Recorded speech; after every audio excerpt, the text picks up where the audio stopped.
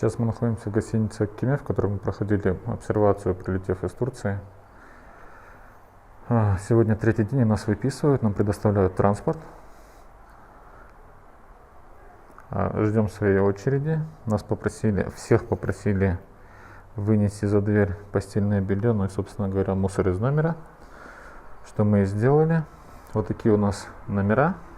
Нам предоставили комната на 3 человек в данном случае, но мы попросили, чтобы нам 3-го человека не подселяли, потому что у нас было 2.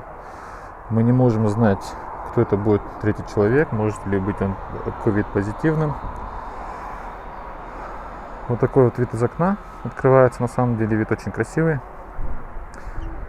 Кормили нас 3 раза в день. Единственная проблема была с горячей водой, но в целом я вам скажу, что все в принципе достаточно неплохо. И сейчас мы готовимся к выписке. Ждем своей очереди.